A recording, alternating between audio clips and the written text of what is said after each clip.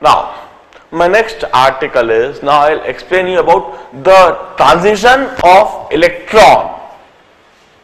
Transition of electron from one orbit to another orbit. Transition of electron between orbits. What I am explaining is, when one electron move or when one electron goes from one orbit to another orbit, either from higher orbit to lower orbit or from lower orbit to higher orbit, from lower to higher, which we call it excitation.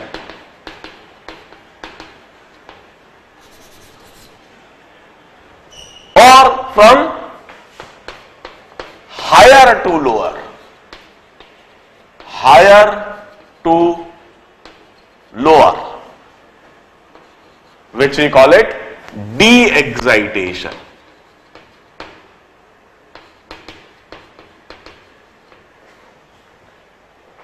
मैं इस बात को समझाता हूं. हम कहते हैं any electron in n1 orbit will have energy E1 is equal to minus 1 by 4 pi epsilon naught 2 pi square z square m e to the power 4 upon n1 square h square. Any electron in n1 orbit initially will have this much energy, or minus 13.6 into z1 square upon n1 square electron volt. And this electron, when it moves in n2 orbit, यह electron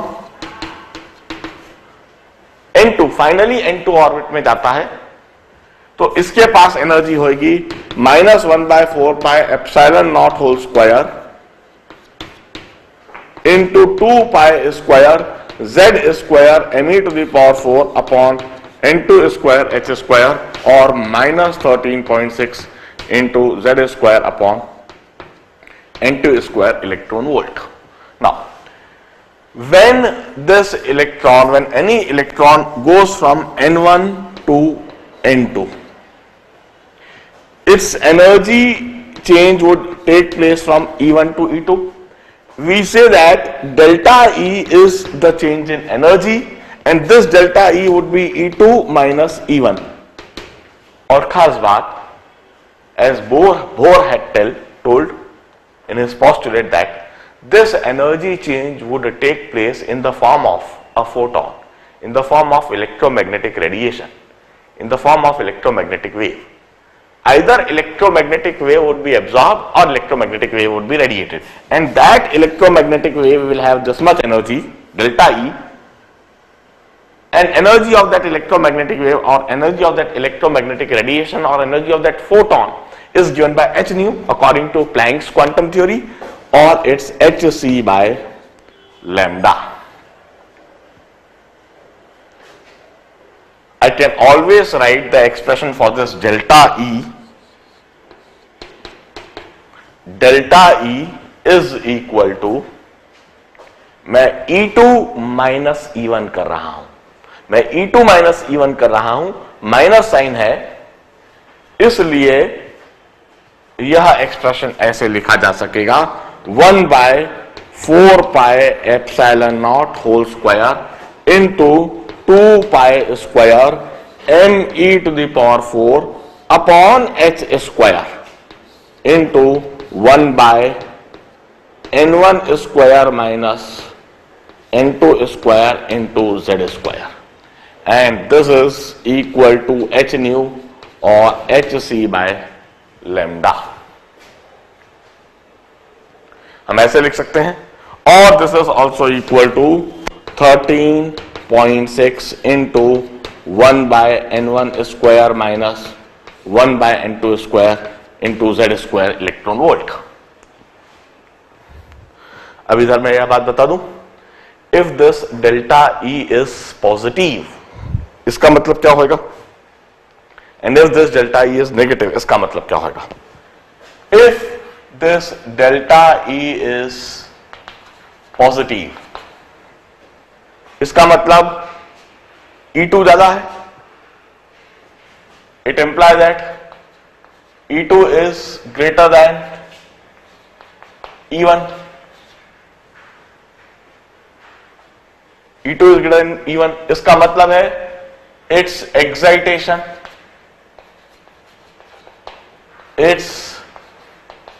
excitation, और इसका मतलब है photon is absorbed during this phenomena. Delta E positive होने का मतलब है, delta E positive है, इसका मतलब फाइनल एनर्जी ज्यादा है, इनिशियल एनर्जी कम है, E2 is greater than E1. It means electron का एक्साइटेशन हो रहा है, electron is moving in higher orbit, electron is moving in higher orbit. इसे हम एक्साइटेशन कहेंगे, एनर्जी स्टेट इज इंक्रीजिंग, और ऐसी कंडीशन में वहां पर फोटोन डेफिनेटली एब्जॉर्ब हो रहा होगा। And if this delta E is negative, इसका मतलब होगा कि E2 is less than E1, इसका मतलब होगा इट्स डी एक्साइटेशन, वह डी एक्साइटेशन है,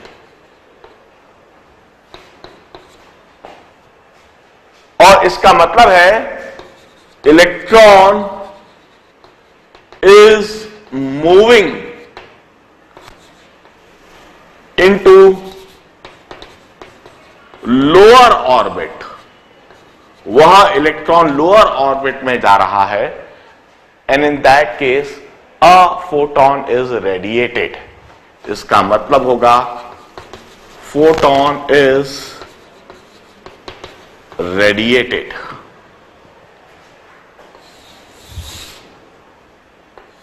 now this is the meaning of this two situation.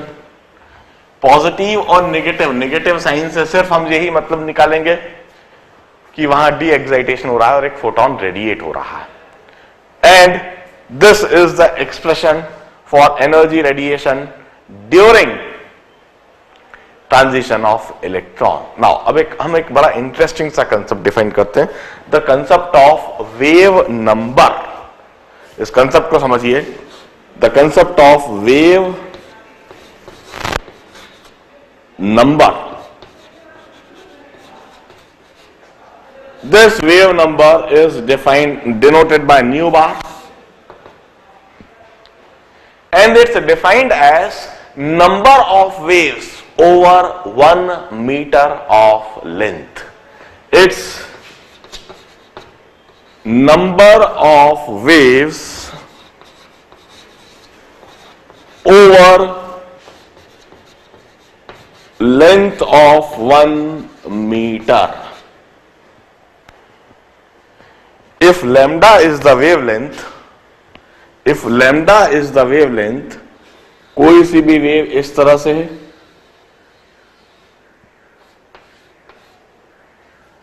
कोई सी भी वेव इस तरह से है, this is lambda from here to here, lambda is distance over one wave, this is lambda is distance over one wave। 1 metre में कितनी waves होंगी, 1 metre में the number of waves would be 1 upon lambda. Wave number of any wave is 1 upon lambda. This is wave number for any wave. Lambda is length over one wave, lambda is length over one wave. एक wave जब complete होती है तो distance जो होता है वो lambda होता है, वेवलेंथ। हमने वेव नंबर कैसे डिफाइन करा है? The number of waves over 1 metre. 1 metre में जितनी वेव्स आएंगी, 1 मीटर में जितनी वेव्स आएंगी, that is wave number. So if we reciprocate lambda, that would give us the number of waves over 1 meter length, and that should be wave number nu bar. अब wave number define करने के बाद देखिए यह जो expression लिखा है hc upon lambda is equal to this. मैं इधर से वेव नंबर के लिए एक एक्सप्रेशन लिख सकता हूं, 1 upon lambda which is wave number would be, यह hc टर्म पूरे इस टर्म के नीचे आ जाएगा। This is 1/4 pi epsilon not whole square into 2 pi square z 2 pi square m e to the power 4 m e to the power 4 upon h cube c into 1 upon n1 square minus 1 upon n2 square into z square. This is the expression for wave number. यह wave number के लिए expression लिखा जा सकता है। Now, I may rewrite this expression for wave number in this manner. आप जरा देखिए इस वेव नंबर के एक्सप्रेशन में मुझे यह पूरी टर्म एक कांस्टेंट दिख रही है, 1/4 pi epsilon not whole square into 2 pi square M E to the power 4 upon h cube c। मैं इस बात को लिखता हूं, this 1 upon 4 pi epsilon not whole square into 2 pi square m e to the power 4 upon h cube c. This complete thing is a constant, and this constant is denoted by RH, and we call it Rydberg's constant. इसे हम Rydberg's constant कहते हैं। The value of this constant is 1.0967 into 10 to the power 7 per meter. This is the value of this constant. ये पूरा यदि calculate करा जाए तो इसको RH से डिनोट कर देते हैं, and we call it Rydberg's constant. And this expression for wave number can finally be rewritten like this.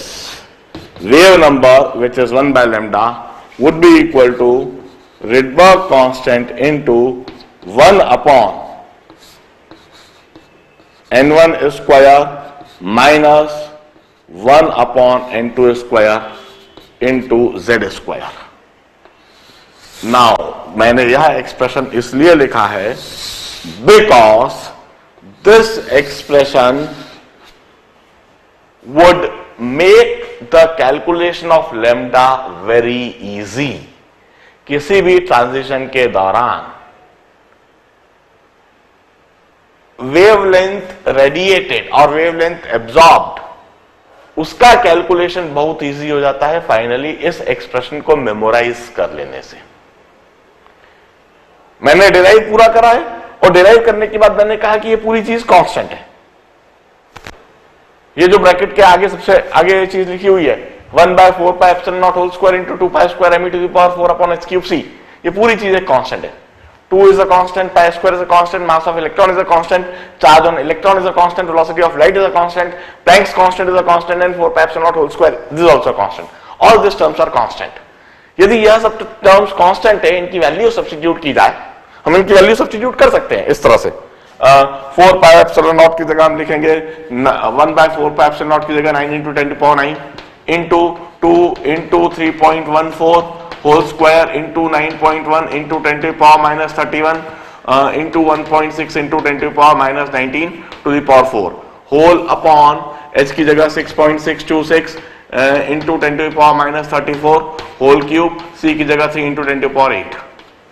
इस तरह से सारी वैल्यू सब्स्टिट्यूट कर सकते हैं, और ये सारी वैल्यू जब सब्स्टिट्यूट करेंगे, इनको कैलकुलेट करेंगे, तो ये वैल्यू आएगी 1.0967 into 10 to power 7 per metre. The unit would be per metre, और इसे हमने रिडबर्ग कांस्टेंट कह दिया, और इस रिडबर्ग कांस्टेंट को हमने RH से डिनोट कर दिया, और फिर इसकी जगह हमने इधर RH लिख दिया, और इस RH की वैल्यू हमने दिमाग में मेमोराइज कर ली, रख ली। और खास बात, एग्जामिनेशन में जब प्रॉब्लम आता है तो रिडबर्ग कांस्टेंट की वैल्यू डेटा के रूप में दे दी जाती है। Now we memorize this expression. This wave number, this is wave number. Wave number is always equal to 1 by lambda, and it's equal to Rydberg constant into 1 by n1 square minus 1 by n2 square into z square. Here n1 is the initial orbit of electron and n2 is final orbit of electron. यदि ये positive sign आता है तो इसका साधारण सा मतलब है कि this wavelength photon is absorbed. A photon of this wavelength is absorbed. यदि ये नेगेटिव आता है इसका मतलब है a photon of this wavelength is radiated. सिर्फ यही एक बात है. This is electron transition. The energy radiated during electron transition, wavelength radiated or absorbed during transition. यह सारी चीजें देखें. अब मैं फर्दर इलेक्ट्रॉन ट्रांजिशन को लेकर कुछ और कंसेप्ट बताता हूं, एनर्जी लेवल डायग्राम बनाना सिखाता हूं, और ढेर सारी बातें अभी और भी जाननी है इलेक्ट्रॉन ट्रांजिशन के बारे में. प्लीज इसे नोट डाउन कर लीजिए. Let's take a break of 1 minute, another 1 minute.